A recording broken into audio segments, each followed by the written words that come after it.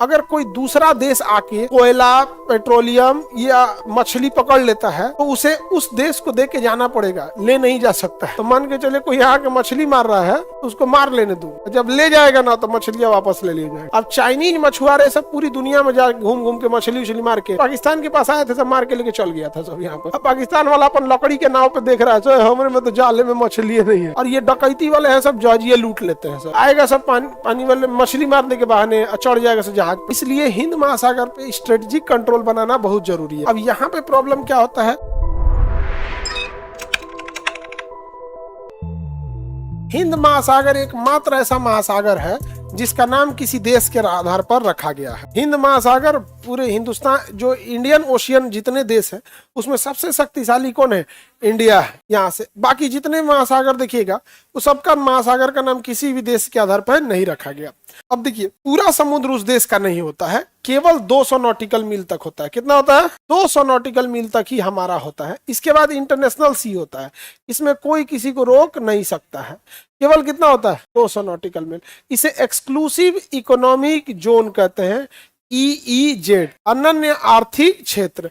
अगर इस 200 kilometre nautical मील में, समुद्री दूरी को किसमें नापते हैं? नॉटिकल मील। अगर इस 200 नॉटिकल मील के दायरे में अगर कोई दूसरा देश आके कोयला, पेट्रोलियम या मछली पकड़ लेता है तो उसे उस देश को दे के जाना पड़ेगा, ले नहीं जा सकता है। नहीं समझे? तो मान के चले कोई यहाँ के मछली मार रहा है तो उसको मार लेने दो, जब ले जाएगा ना तो मछलियां वापस ले जाएगा। लेकिन अगर यहाँ आके मछली मारेगा तो हम लोग रोक नहीं सकते, हम लोग नहीं रोक सकते। अब चाइनीज मछुआरे सब पूरी दुनिया में जा घूम घूम के मछली उछली मार के, अच्छा मछली भी क्या है ना कि जो खाने वाली मछलियां होती हैं वो बहुत बड़ी साइज की मछली तो कोई खाएगा नहीं। मतलब वो समुद्री नॉर्मल बड़ी, इतनी आदमी से बड़ा साइज का मछली हो जाएगा तो अजीबे हो जाएगा, वो कोई वेल और शार्क को तो मार के खाएगा नहीं। तो मिडिल साइज की जो मछलियां होती है वो सतह के पास ही पाई जाएंगी, क्यों? बहुत ज्यादा अंदर गहराई में नहीं मिलेगी।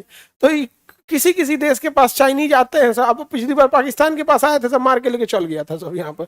अब पाकिस्तान वाला अपन लकड़ी के नाव पे देख रहा है, हमारे में तो जाले में मछली नहीं है। लेके कौन चला गया सब? चाइना।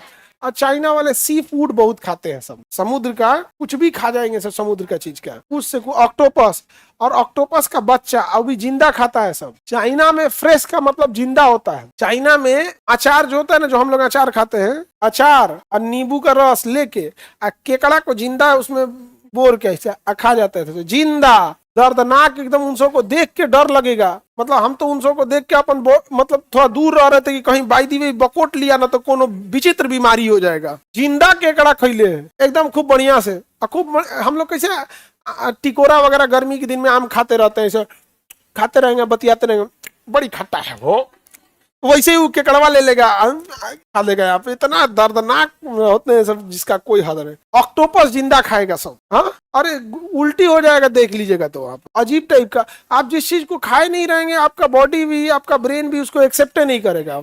चूहा का जो 2 दिन का बच्चा रहता है ना, पिंक पिंक कलर का, उसको सॉस में भिगा के जिंदा खाता है सब, पचा लेता है सब वहां पे। और अपने यहाँ जैसे चलते फिरते में कुछ नहीं हुआ तो एक समोसा खरीद लेते हैं। जैसे समोसा कैसे, अपने यहाँ समोसा एग्जैक्ट किसी भी गली छोटे से छोटे दुकान पे जाओगे, चलते फिरते में क्या भाई तो समोसा दे दो। उसको बनाने में भी सिंपल है, छान के रख दिया समोसा। वहां चलते फिरते आइटम में है मेढक। ए भाई एगो मेढक, मतलब उसका अपना चाइनीज भाषा है मेढक। एक फट से मारेगा एक चम्मच उसके खोपड़ी पे, आराम से उसका ब्रेन हेमरेज होगा, मर जाएगा। गर्दन पे इसे चाकू मारेगा और चमड़ा नोच दिया इसे, उसको काटने में इजी है, चमड़ा फटाक से नोच गया, यहाँ पे पेट फाड़ेगा, सारा सामान बाहर, पंजा फेंक के फ्राई कर दिया।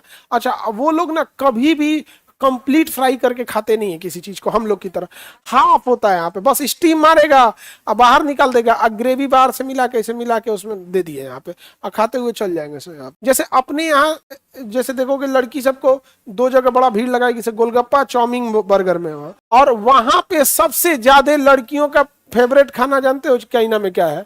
ये मेढक और जिंदा ऑक्टोपस। मतलब ना चाइनीज को देख के ना ऑक्टोपस वाली फील आ रही थी यार, ये सब को भागो यहाँ से। अब वहां जाने के चाइना में ना जब तुम ये सब खाना देख लोगे ना तो दाल चावल देख के स्वर्ग वाली फील आएगी। भाई अपना तो ये जिंदा है, नहीं तो कुछ भी खा जाते हैं। तो यहाँ पे पूरा समुद्र हमारा होता है केवल 200। इसके बाहर अगर जिसको मिल गया, जो पहले मिल गया उसी का हो गया यहाँ पे। इसलिए अच्छा कोई देश छोड़ता थोड़ी है, हम लोग इसीलिए ना रिसर्च वेसल वगैरह सब सैटेलाइट वगैरह छोड़ते रहते हैं, सारा चीज कहीं से कुछ भी जांच वगैरह हो तो उसको पता कर सके। यहाँ पर सुरक्षा के दृष्टि से भी हिंद महासागर बहुत जरूरी है। हिंद महासागर क्योंकि हमारी चाइना वगैरह दुनिया का जितना व्यापार होता है, देखो चाइना इधर ही से जाएगा, सिंगापुर का व्यापार इधर से जाएगा, Myanmar, Thailand, Philippine, Taiwan, south Korea, Japan, ये सारा शिपिंग रूट इधर से जाता है। इसलिए हिंद महासागर पे स्ट्रेटेजिक कंट्रोल बनाना बहुत जरूरी है। अच्छा ये सारा व्यापार इधर यूरोप जाएगा तो इधर ही से जाता है, क्योंकि ये लाल सागर हो गया, ये स्वेज नहर हो गया, इधर ही से यूरोप जाएगा। अब यहाँ पे प्रॉब्लम क्या होता है, ये सोमालिया है, ये सोमालिया डकैतों के लिए प्रसिद्ध है, और ये डकैती वाले हैं सब जॉर्जिया लूट लेते हैं सब।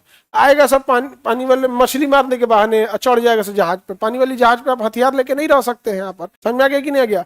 अब नौसेना आएगी तो छोड़ाएगी, नहीं छोड़ा पाई तो उसी में फिरौती मांगने लगता है, किस अकाउंट में इतना पैसा डाल दो यहाँ पर, वो जहाज ही लूट लेता है वहां पर, पैसा अकाउंट में पैसा डलवाएगा सब फिर छोड़ के चला जाएगा यहाँ पे। तो सबसे ज्यादा समुद्री लुटेरे कहाँ पाए जाएंगे, सोमालिया में पाए जाएंगे। समझ में आ गया कि नहीं आ गया।